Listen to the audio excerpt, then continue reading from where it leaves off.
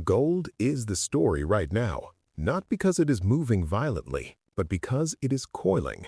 And when gold coils, what comes next tends to matter. Welcome to Bitcoin Capital Gold. Today, we are walking through the gold chart in detail with reference to correlated markets, Bitcoin, Nasdaq, oil, and the dollar, because right now, nothing is moving in isolation. Let's get into it. The all-time high in gold is at $5,627, made on 29th January 2026. The major structural low is at $4,100, formed on 23rd March. That gives us a $1,527 range that we are currently trading within. Starting from the top down, the yearly swing structure is firmly up. From this perspective, we are only in a minor correction of just 38.2%. That is shallow. That is healthy. The yearly bias remains bullish. The monthly swing structure is also firmly to the upside, though the swing direction is currently down as gold continues to potentially finish its correction. No alarm bells at this level.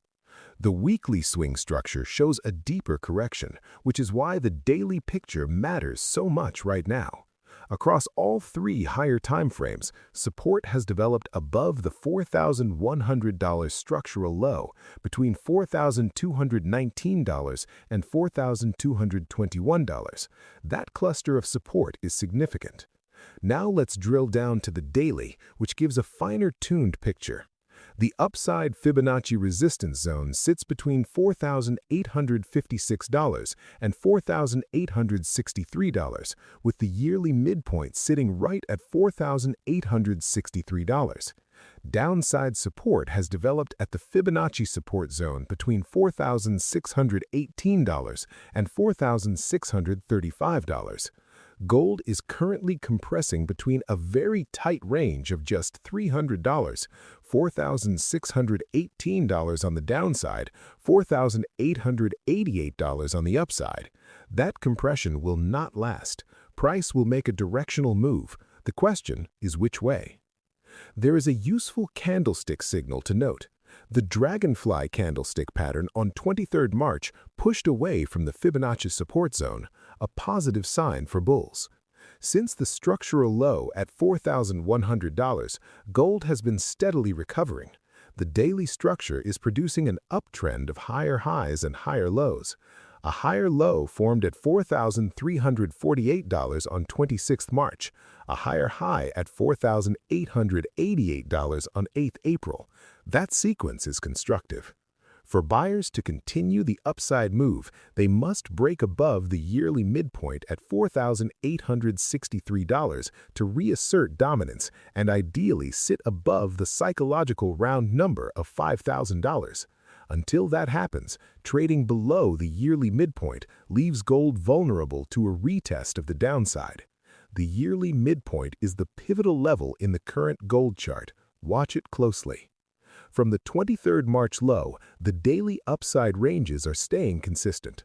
The first swing up was $501, the next swing slightly higher at $540. If we see expanding upside ranges and a break toward $5,000, that confirms the daily uptrend is resuming. As we write this in early April 2026, we still have 3 weeks to play out for this month.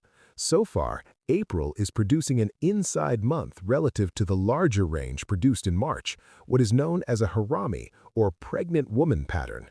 Price would need to break either March's high at $5,434 or March's low at $4,100 to determine gold's next directional move. Now let's look at XAUUSD, gold priced in Bitcoin, because this chart tells us something the individual charts cannot. The XAUUSD perspective shows us which of the two assets is stronger at any given moment. Sometimes gold leads, other times they move together as correlated hard assets, responding to the same macro forces. Right now they are diverging. Gold is holding or pushing higher, while Bitcoin is facing downside pressure, specifically from the BOJ rate hike thesis we covered yesterday.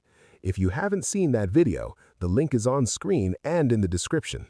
The XAUUSD chart is showing price reaching the bottom of the regression line and producing higher lows on 26th March and 10th April respectively, confirming strength in gold relative to Bitcoin. On the macro side, Turkey and Russia have been reported selling gold, but only to support their currencies and manage fiscal deficits.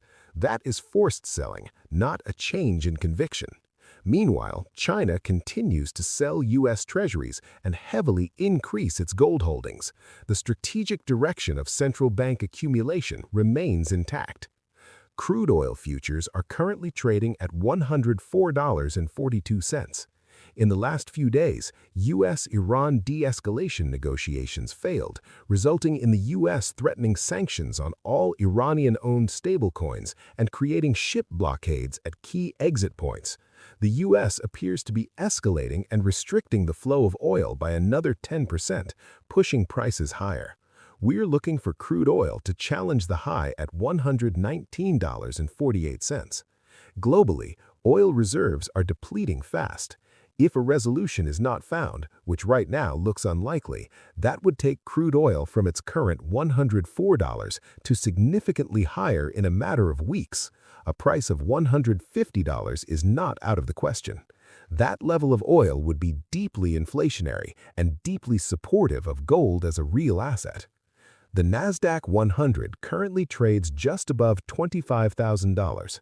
Although the swing direction is currently up, the monthly swing structure is down, with a pattern of lower highs and lower lows. For continuation lower, it needs to break the structural low at $22,921 from 31st March. For continuation higher, it must break the structural high of $26,259 from 28th January 2026.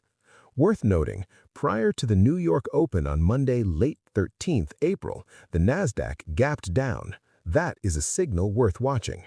The dollar index is forming an interesting island of bars below $100 after gapping down on Wednesday, 8th April. This is highly connected to the oil situation and Japan's potential rate hike to 1%. The DXY could well tread water before we see any major directional move. Bitcoin is highly correlated with the Nasdaq 100. The April 28th Bank of Japan announcement, raising rates to 1%, may precipitate a decline in both Nasdaq and Bitcoin simultaneously. We covered the full thesis on that yesterday. Bitcoin currently trades at $70,766. It had a rally last week, but has still to challenge the Fibonacci resistance zone at $74,444. If Bitcoin starts trading below the 29th March low of $65,000, that reverses the daily uptrend and opens the door to the $60,000 structural level we highlighted in yesterday's video. So, to bring it together, gold is compressing between $4,618 and $4,888. The yearly midpoint at $4,863 is the key level. Above it, bulls reassert. Below it, a retest of downside becomes the path of least resistance. The higher time frames remain bullish. The daily structure is producing higher highs and higher lows. The Harami pattern in April means the next directional break will be significant. Oil escalating toward $150 is inflationary. A weaker dollar is supportive. Central banks buying gold while selling treasuries is structural. The macro backdrop for gold has not changed. The chart is simply building its next move. Watch $4,863, watch $5,000, and watch what oil does next. Subscribe to Bitcoin Capital Gold. See you in the next video.